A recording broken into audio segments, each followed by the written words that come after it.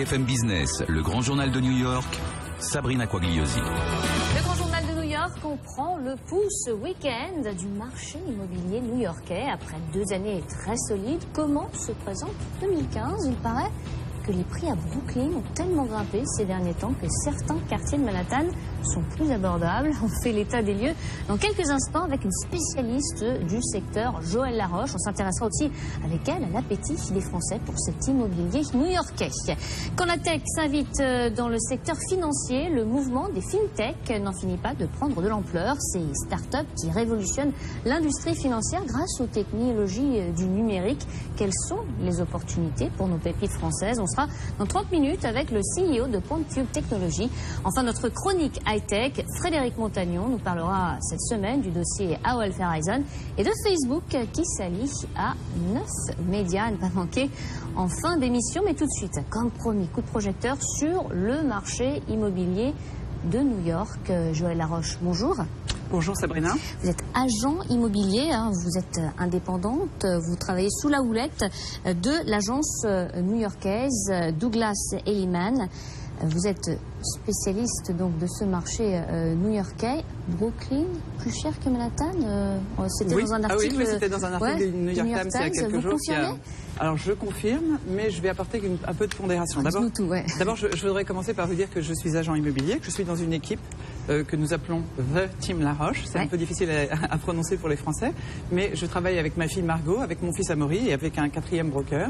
Nous sommes une petite structure familiale très réactive à l'intérieur d'une grosse agence, Douglas Elliman, qui est la plus grosse de New York. C'est la plus grosse agence de New York.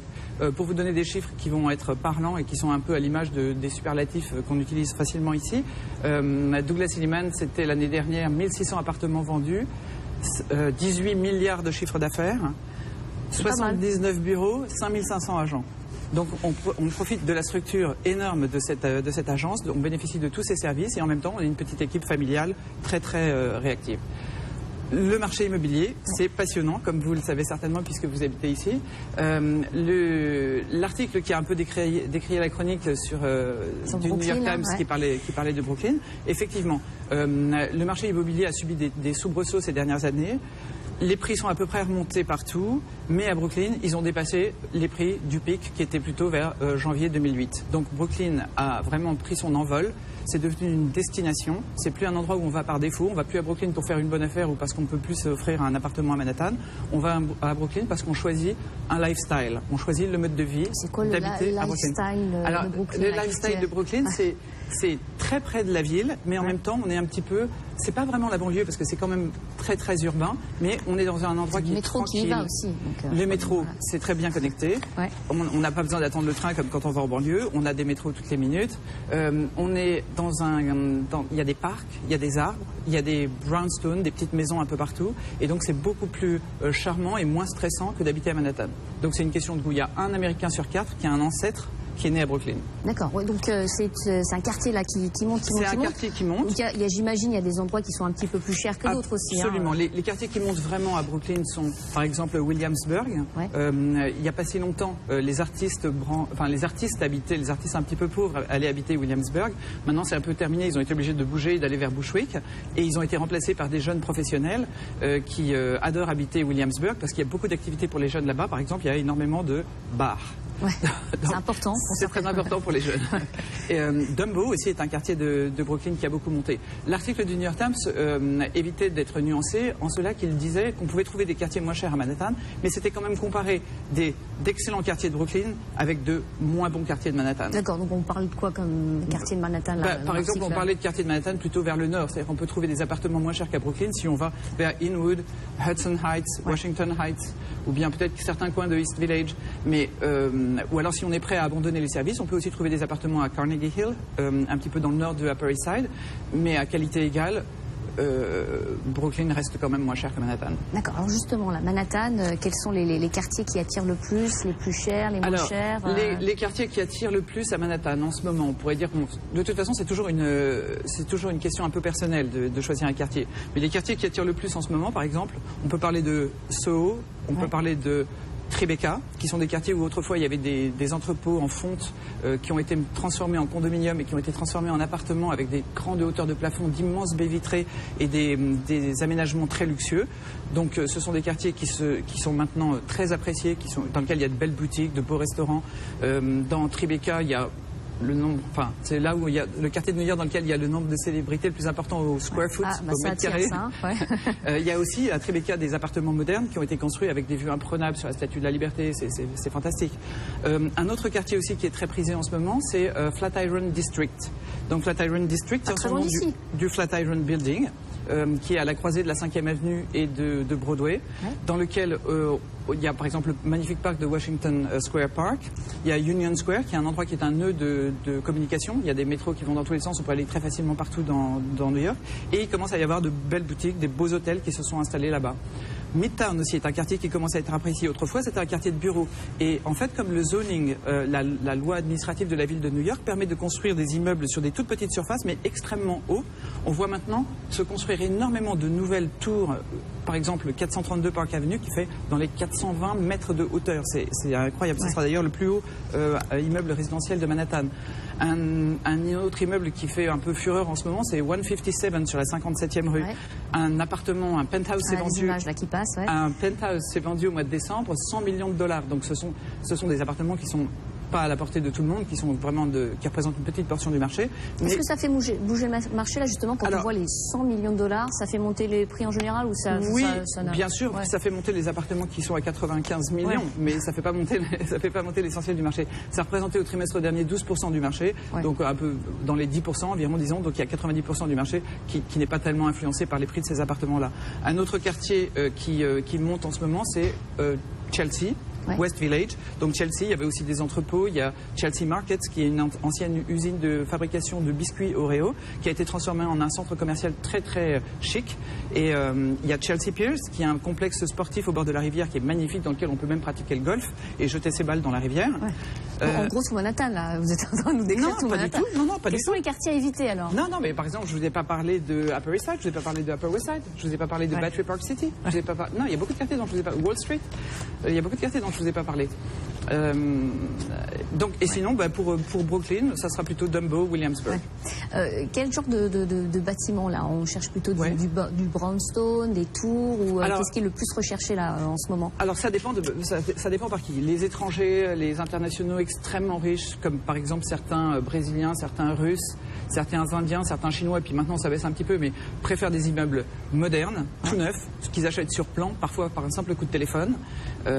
Les Français, pas du tout. Les Français aiment l'appartement dans lequel ils vont habiter, à moins qu'ils ne l'achètent que pour une cause d'investissement. Mais en général, les Français aiment plutôt les appartements charmants. Ils aiment beaucoup les appartements dans les immeubles pre-war.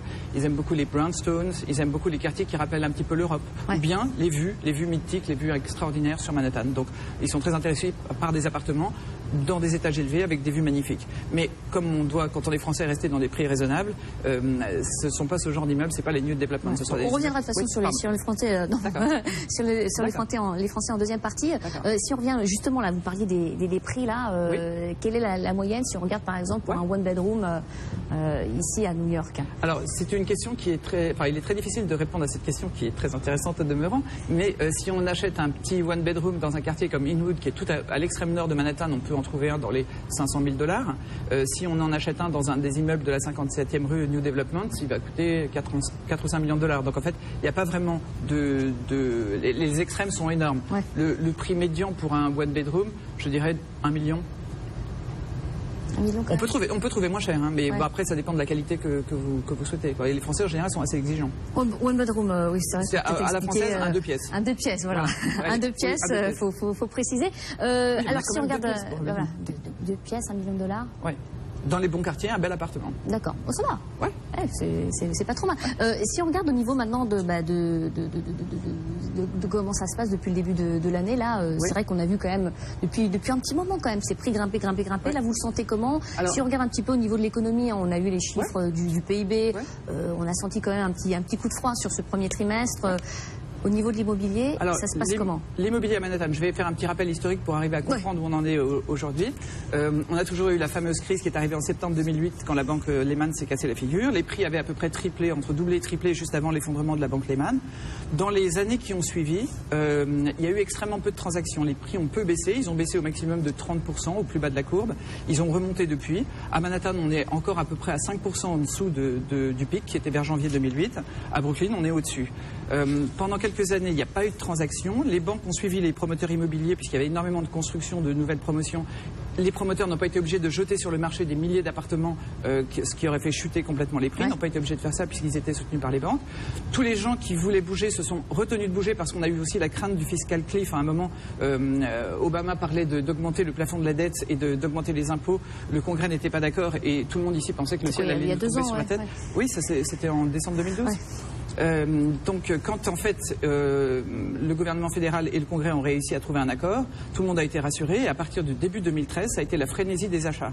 Pendant 3 trimestres, il y a eu jusqu'à à peu près mi-2014, entre début 2013 et mi-2014, les ventes ont augmenté considérablement. Chaque trimestre avait un chiffre record par rapport à l'année dernière.